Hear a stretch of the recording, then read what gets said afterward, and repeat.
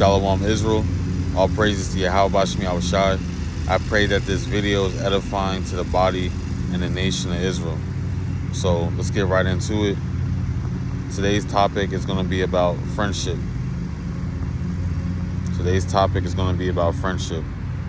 So you have different types of friendships. You have good friendships. You have backstabbing friendships. You have bad friendships. You have great friendships. You have friendships that you would think like, that person's like family. So first, let's go to the book of 1 Maccabees, chapter 14, and verse number 40. It says, "For he had heard say that the Romans had called the Jews their friends," right? Because this is before the Romans came into and grew into the great power that they were known for, right? This is when the Greeks were in rulership and when the Greeks were the dominating force on the earth. So, Alexander the Great, he had his 4 generals. He had Seleucus, he had Ptolemy, and he had, I think it's Lysander. Let me get it up real quick. He had, who do you have? Or he had Seleucus, Ptolemy, Antigonus, Lysimachus, and Cassander. So 5. That was like known as the Hellenistic kingdom, right? 301 BC, which is 301 years before Yahushua. This is after the death of Alexander the so-called Great, right? So let's go back to it. 1 Maccabees 14 and 40. "For he had heard say that the Romans had called the Jews their friends and confederates and brethren." So a friend is someone, let's get the definition of a friend. All right. Let's get the definition of a so-called friend.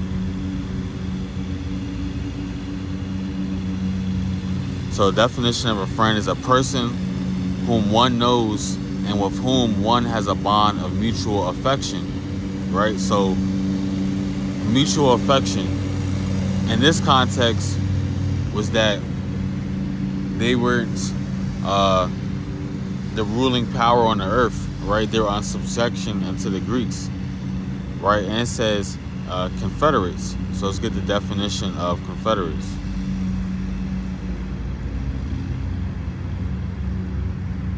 It really paints the picture or gives you more of an understanding when you have the definition of things. So a confederate is joined by an agreement or treaty, right? The agreement or treaty was that they would help each other out in times of battle, in times of war. Now let's get a definition of brethren. It says, let's get the etymology of that actually. So it could be like a male associate or fellow member of an organization. All right.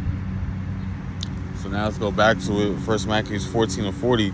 "For he had heard say that the Romans had called the Jews their friends and confederates and brethren, and that they had attained the ambassadors of Simeon honorably," right? Because that's what you would do. You would send ambassadors to different nations, different small kingdoms, to either give them a warning or give them a treaty. An example of a warning would be in that movie 300, when the Persians, they sent their ambassador, and then what was the main character's name? It's slipping my mind right now, but either way, he kicked them into that pit and let them die. So he wasn't being prudent of that matter. Let's go to Proverbs 19 and 4. It says, "Wealth maketh many friends," and that's true, right? You have people that I was getting my car fixed this morning, and they had this show or documentary or whatever you want to call it on about so-called aliens, and I think they said the name of the guy was Robert. What's his name? Robert. Just type in Robert alien expert. His name should pop up.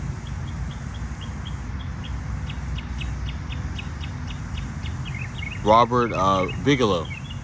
They were saying that Robert Bigelow was like the most intelligent man on the alien so-called debates, and that he was a billionaire and he had much influence. So again, Proverbs 19:4, wealth maketh many friends. There he added the attribute about him being a billionaire, how much wealth he had and how much influence he had, to like try to back up his knowledge. That doesn't mean anything. The Most High is not dealing with that. Wealth maketh many friends, but the poor is separated from his neighbor, right? And that is something that we know. I'll bring it up later, but that's something that we know that happened, because did the Romans and the Jews, did they stay friends? Was it not the Romans that crucified Yahushua? Wasn't that the Romans do a capital punishment to Israelites? Didn't the Romans, didn't Nero, the emperor, blame the Israelites for the fire that happened in Rome? So when we became poor, when we were under subjection, we were no longer friends to these Romans. All right. Psalms chapter 41 and verse 9. It says, yea, my own familiar friend, in whom I trusted, which did eat in my bread, have lifted up his heel against me. And that's what the Romans did. You know what I'm saying? And we're going to get another example of how it could be your own people sometimes. All right? So let's get this account in 1 Maccabees, the 7th chapter. It says, there came unto him all the wicked and ungodly men of Israel. Now, Israel, that's supposed to be, Israelites are your familiar friend.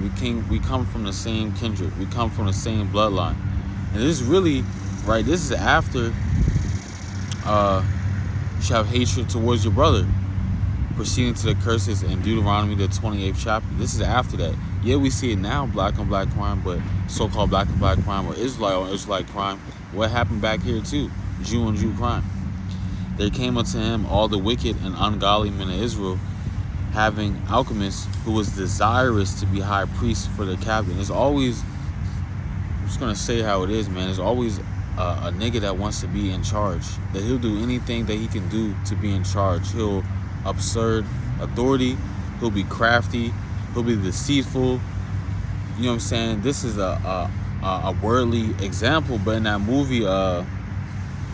movie Belly, right? They went down to the south and started doing what they was doing, and you had a Jake that said, you know what I'm saying, he's basically a snitch. He's like, man, I don't like this. We're going to have to get rid of them. You know what I'm saying? They coming in my territory. Like, nah, like, I'm going to be in charge, right? But this is still a worldly example as well, because it says the wicked and ungodly men of Israel, having Alchemist, who was desirous to be high priest for the captain, he was giving in to the lust of his flesh. And the lust of his flesh, his desire was to be high priest, which he had no business being high priest. He wasn't sincerely trying to do this. He wanted this for fame. He wanted this for recognition. He wanted this for power and for authority over his fellow man, his neighbor. 1 Maccabees 7 and 6. And they accused the people to the king, saying, Judas and his brethren have slain all thy friends. Not Judas the Iscariot, but Judas Maccabeus, the righteous Judas. Judas and his brethren have slain all their friends, all thy friends, and driven us out of our own land. Who is he talking to? Let's get that. He's talking to Demetrius, the son of Seleucus, which was one of Alexander the Freak's right-hand man.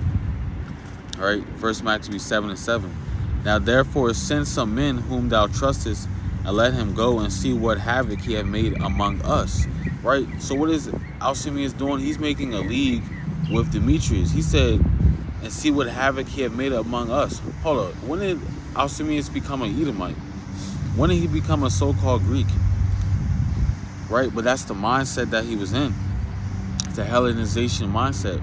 Even now, you know, you have people that they would rather see so-called white man Esau be an authority, right? Anytime we talk about you so-called blacks, Hispanics, and Native Americans being the greatest people on earth, your mind always jumps to save your slave master. It always jumps to save Esau. It's that Stockholm syndrome. You never say, well, what about the East Indians? Will they go into the kingdom? Y'all like it's automatic. Like it's like tying your shoe, like, or riding a bike. Y'all just always go to them. First Maccabees 7:7 again. Now therefore send some men whom thou trustest, and let him go and see what havoc he have made among us and in the king's land, and let him punish them with all them that aid them. So he said, look, it's not enough that we destroy all these righteous Israelites, but whoever is tag team with them, whether it be the Romans or whoever, go ahead and destroy them as well. Verse 8. Then the king Bacchides, a friend of the king, who ruled beyond the flood and was a great man in the kingdom and faithful to the king. That flood that's referring to, beyond the flood, is talking about the Black Sea, because during that time, this is from the Encyclopedia of Diderot and D'Alembert. I believe that might be French, right? Had it pulled up. Right, let's get back to it. It says, slack it 1 second.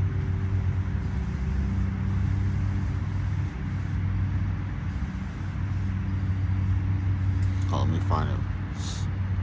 Because it was saying how they were not circumspect, but they were vulnerable to floods by the Mediterranean Sea, there by the Black Sea. All right, I may not be able to find it because it's a long article. I scrolled up too far, but you can do your own research, like how I did my research before this cold cut. Because when I was reading it, I said, okay, what is beyond the sea? What is that talking about? Right? It's talking about the Black Sea. All right, the floods by the Black Sea. But anyway, let's get back to the matter at hand. All right, let's go to 1 Maccabees 7:9. And he sent with that wicked Alcemius, whom he had made high priest, and commanded that he should take vengeance to the children of Israel. How can he choose who's going to be the high priest of the nation of Israel? He has no authority to do that. No authority. That's like the equivalent of now he's saying, I'm going to choose who's going to be your pastor in these churches. And they can only do that by going to my schools, teaching the curriculum in the church that I want them to teach, and avoiding all truth. Verse 10. So they departed and came with a great power into the land of Judea, where they sent messengers to Judas and his brethren with peaceable words deceitfully. So what do you think they learned how to show peaceable words deceitfully? They learned that from the so-called white man. The same people that took this land from the Native Americans, the same people that took New Mexico, Louisiana, California, Texas from the so-called Mexicans. They stole the land from our people by using peaceable words deceitfully. Hey, I'll give you this land over here, you give us this land. Or hey, how about you teach us how to survive off of this land? Teach us what foods to eat, what foods not to eat, what crops to plant, what crops not to plant, right? How to know which seasons are coming, how the weather is going to be, how brutal it will be. Once they learn all their secrets in their trade, they stab them in the back. Now, let's go to 2 Maccabees chapter 14 and verse 11. There's another account. This was no sooner spoken of him, but others of the king's friends, being maliciously set against Judas, did more instance Demetrius. They kept on egging on Demetrius. And forthwith calling Nicanor, who had been master of the elephants, and making him governor over Judea, he sent him forth, commanding him to slay Judas and scatter them that were with him, and to make Alcemius high priest of the great temple. Then the heathen that had fled out of Judea from Judas came to Nicanor by flocks, thinking the harm and calamities of the Jews to be their welfare. Now when the Jews heard of Nicanor's coming, and and that the heathen were up against him, they cast earth upon their heads and made supplication to him that had established his people forever. That's where people get that concept of like Ash Wednesday, like they put ash on their head. First of all, our forefathers did that because they were about to fast, and they would make themselves lowly to make supplication to the Most High to deliver them out of their troubles. Why is it every person is doing Ash Wednesday now when some people that really don't have any troubles to be delivered out of? It's not a life or death situation.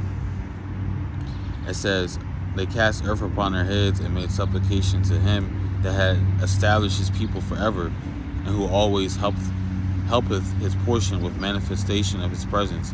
Who is that him? That him is talking about Yahweh, the God of Israel. Alright. Now, let's go back up. Right? Actually, let's go down.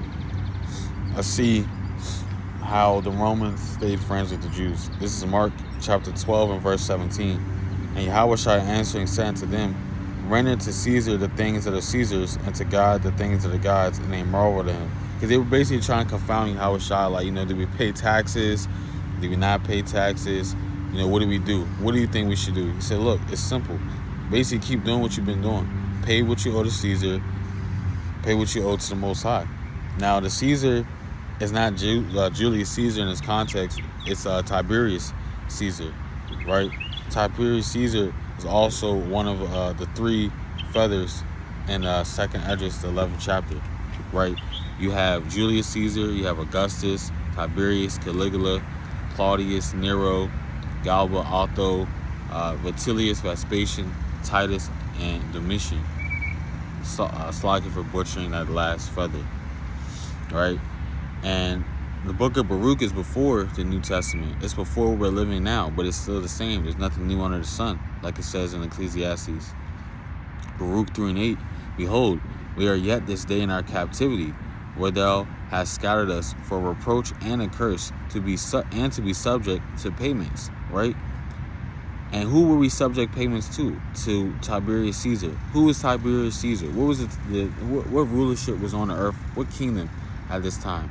The Romans. So that means that 1 Maccabees 14 and 40, for he had heard say that the Romans had called the Jews their friends and confederates and brethren. Again, Proverbs 19 and 4, wealth maketh many friends, but the poor is separated from his neighbor. Psalms 41 and 9 again, yea, my own familiar friend, in whom I trusted, which did eat of my bread, have lifted up his heel against me. So all these things transpired to the Romans not being our friends, our confederates, or our so-called brethren anymore. And we're reading about that in Mark 12:17, pursuant to a curse in Baruch 3 and 8. Right?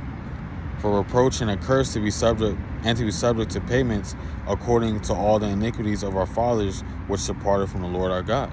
Because we're not serving the Most High, we get beat down, man. Like, if you ever seen like a video of someone brutally getting beat, or a UFC fight, that's us as a nation, as a body. Moving on to Proverbs 22 and 24, it says, make no friendship with an angry man, and with a furious man thou shalt not go. So the Bible is teaching us not to be friends with an angry man. Why? Because an angry man will get you into all sorts of trouble. They're thinking emotionally.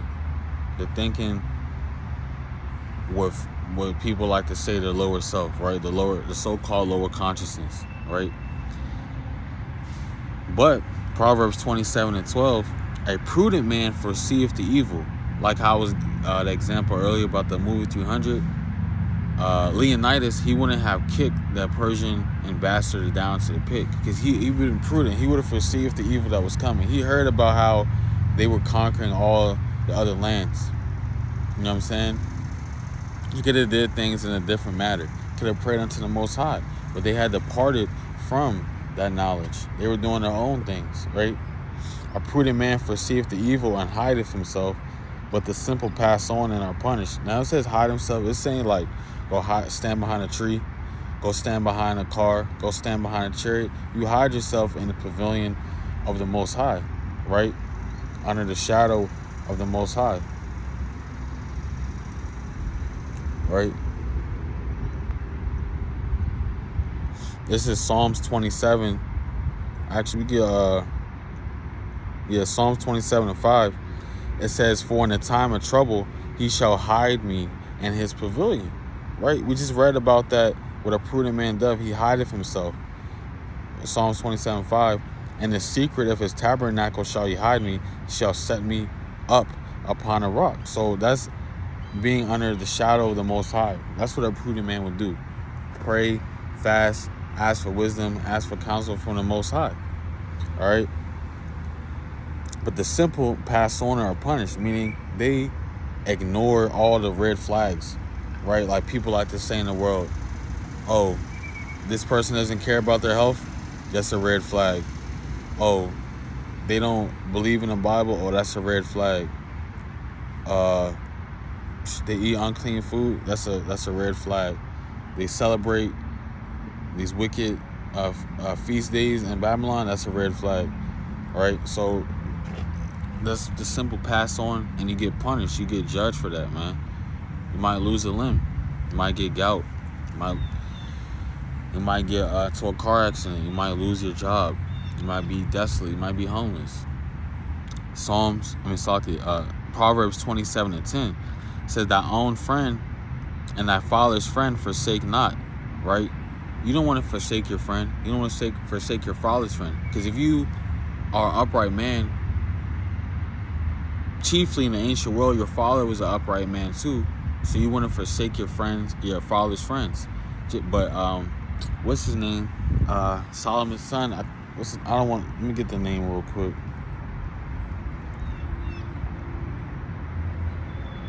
All right. Yeah, Rehoboam. He forsook the counsel of his father's friends, but he listened to his own friends. Now it says thy own friend and thy father's friend forsake not, but you still have to have a level of discernment.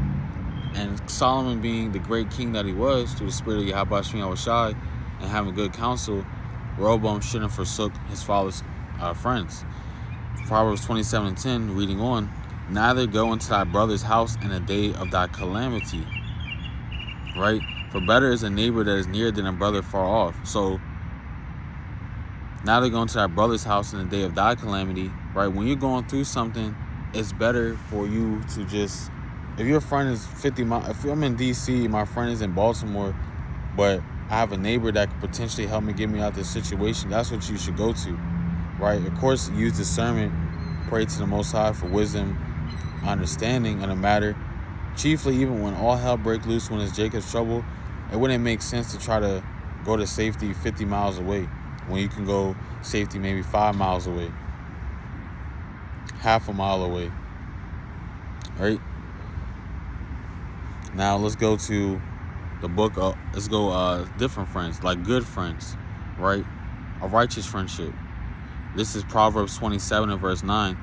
It says, "Ointment and perfume rejoice the heart. They rejoice the mind because they're sweet scents." Right? They make trigger positive and righteous memories. You know what I'm saying? When you first stumbled upon that scent and things of that nature. It says, so doeth the sweetness of a man's friend by hearty counsel. And that happened to me the other day. You know, my brother. It may seem like he's talking down on you, but that's not even the case. It's really to exhort you, to make you better, to make you stronger. You know what I'm saying? That's like having a spotter in the gym, right? It gives you more confidence. You may feel like you can do a certain weight for 10 reps. You know, you get that 10th rep, but you got that spotter, he's pushing you for an extra 2. You know what I'm saying? That's good counsel. You're not going to let the weight drop on you and damn break your chest. You know what I'm saying? Break your back. Depending on what the exercise is, it's going to help you out. You know what I'm saying? Or if you're having a bad day, you know, usually you get 10, but you're struggling at 5, he's going to be there to help you, you know what I'm saying, put the weight back or whatever the nature may be. All right? But he might tell you, look, you're not reading enough, you're not studying enough, you're not praying enough, you're not fasting enough. You know what I'm saying? Like, it's good for you. It's cheerful to the bones. This is Proverbs 18 and 24. A man that have friends must shew himself friendly, right? Because you don't want to treat your friends bad, right? You want to be treated the way that you treat other people. So if you're treating them like a damn asshole, forget my language, what do you expect them to treat you like? If you're not dependable, why do you think they're going to be dependable for you? If you're selfish, why do you think that they're going to be unselfish towards you? Reading on, it says, and there's a friend that sticketh closer than a brother, right? Because you have some friends that are closer to your brothers. There's a lot of people in Israel, you know what I'm saying, they'll talk to people in the camp or different camps in different states more than they talk to their own flesh and blood in the same house sometimes. You know, that's just what it is, because you have more in common. You have a common goal. I both want to exhort and magnify the name of the Most High in the body of Israel. You're not trying to be in conversations about women, conversations about vanity, just always sending folly reels on TikTok or Instagram or things of that nature, or always trying to look for the next party, or is worried about shoe releases and things of that nature. It says, yeah, that was it on that. Proverbs 17:17, a friend loveth at all times, and a brother is born for adversity. Right. A friend loveth at all times because, actually, let me get this. Actually, let me break that down real quick. A friend loveth at all times, and a brother is born for adversity. Right. A friend loveth at all times because they're going to be with you in the ups and downs. You know what I'm saying? They're not worried about how much money you got, how much money you don't got. All right, they're not loving you based on what you can do for them, and based on your status. You know what I'm saying? Whether they have more money than you or you have more money than them. They're not worried about any of that. Or you have more wisdom or they have more wisdom. They have more knowledge, you have more knowledge. Right? You can break down the deep, dark secrets in the scriptures, they can't. Or vice versa. It don't matter about that. And a brother's born for adversity because you get a flat tire. It's a dependable brother you can call on to help you out. You know what I'm saying? You may be a little short on rent. That brother may help you out, or other brothers may help you out. Or you may need counsel on your marriage. They're there for you. This is 2 Samuel 1:26, and this is a prime example of Proverbs 17:17 written by David himself. And this is David speaking in 2 Samuel 1:26. It says, I am distressed for thee, my brother Jonathan. Why? Because Jonathan basically risked his life, went against his father, King Saul's counsel, to save David. That's how much of a friendship, that much how connected, that's how much brotherly love Jonathan and David had. That's rare nowadays. I am distressed for thee, my brother Jonathan. Very pleasant hast thou been unto me. Thy love to me was wonderful, passing the love of women. Right, because Jonathan would have sacrificed his life to see David stay alive. Right? And this is John 15:13. Greater love have no man than this, that a man lay down his life for his friends. You know what I'm saying? It's rare that a woman is gonna do that for you. That's why he's saying in 2 Samuel 1:26, that love to me was wonderful, passing the love of women. Because usually, you know what I'm saying, a woman is only gonna love you. It's rare for a woman to love you if they meet you and you have a lot of money and you go broke. It's, you know what I'm saying, it's rare that a woman's gonna stay there with you. Or she's not gonna think about going to, oh, this guy, I got his number a few years back before me and my husband met. Let me see how he's doing. Like, it's rare. You know what I'm saying? Like in that movie Soul Food, you had Nia Long's character and with the brother's name Mekhi Phifer, I think, right? You know what I'm saying? He had just got out of jail. He got a job. I mean, he lost the job because he lied on his application, because Esau don't really want to give you a job once you out. They make it harder for you to provide for yourself, therefore making it easier for you to go back into jail. But she, her ex came to, I think, the wedding.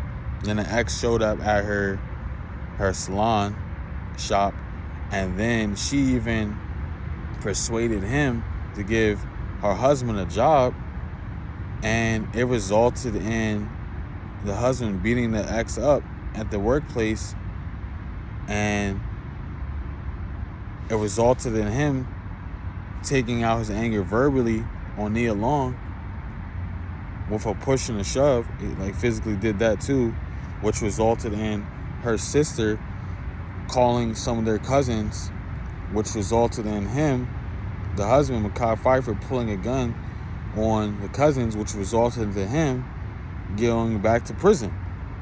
And all that happened because she didn't trust that he could get another job and provide for them again. Right? That's why I said, again, 2 Samuel 1:26, I'm distressed for thee, my brother Jonathan. Very pleasant has thou been unto me. Thy love to me was wonderful, passing the love of women. You know what I'm saying? Or on the flip side, if a woman meets you when you're broke and you come up, of course she's going to stay for you. She sees the potential. She sees the growth. You know what I'm saying? On a carnal level. But that's why they say in the world, a man is not unconditionally loved. He's conditionally loved. Right? I mean, not saying test it out, but it's going to test your relationship and your marriage. Let you be paying all the bills, you lose your job, and it's been 3 months. Y'all getting late on bills. You don't think that it's going to put some type of spirit in your woman that might cause her to not call you out your name, but like just damn near question your manhood, what you can do, right? But a man, brotherly love, is not going to do that. He's going to believe in you. He's going to exhort you. You know what I'm saying? He's going to try to give you counsel. Not saying that a woman can't do that either, but it's a different type of spirit that will put on that gender. All right. So let's go to Ecclesiasticus Sirach, chapter 7 and verse 18. It says, change not a friend for any good by no means, neither a faithful brother for the gold of Ophir. And the gold of Ophir, right? That wasn't like any type of regular gold. That was like a higher class type of gold. Like how you have different levels of diamonds. You know what I'm saying? It's a more precious, a more pure type of gold. But a faithful brother is more valuable than that. You know what I'm saying? 1 Maccabees 12 and 10. Have nevertheless attempted to send unto you for the renewing of brotherhood and friendship, lest we should become strangers unto you altogether, for there is a long time past since he sent unto us. So you know what I'm saying? You gotta pull up on brothers sometimes when you haven't seen them in a while. Of course, nothing has changed, but y'all haven't been around each other, so things might become slightly awkward. It might be harder to have a conversation. You know what I'm saying? You might not really be able to tell what type of spirit that brother's been in, because it's easier through text, than the phone. But in person, face to face, eye to eye, it's different. You got body language, you got tonality, you have projection of the voice. Sometimes you might see a brother it might be glowing. You know what I'm saying? Or they might not be glowing. But the difference is the purpose is different in person versus virtually, right? So you gotta check up on a brother sometimes in person. If you know where a brother lives, you know what I'm saying, they haven't been to camp, or they haven't been answering the phone, pull up on a brother, humbly. You know what I'm saying? You might have, I don't know, like some waters. You might have some wine, some strong drink, whatever the case may be. Chop it up with that brother. Go over some scriptures, go over a topic, study, whatever. This is Proverbs 22. It's like you already got that one. It's out of context right now. But yeah, man, those are different types of friendships and brotherhoods, right? You have friendships with the heathen, where they turn on you. You have friendships with your own people when they turn on you. And you have brotherhoods that last a lifetime. You know what I'm saying? That go beyond the love of a woman. So, Lord willing, this is edifying to the body of Israel. All praises. Call on Yahweh, Ba'ashem Yahweh Shai. All praise to Yahweh, Ba'ashem Yahweh Shai. Barakatham. Shalom.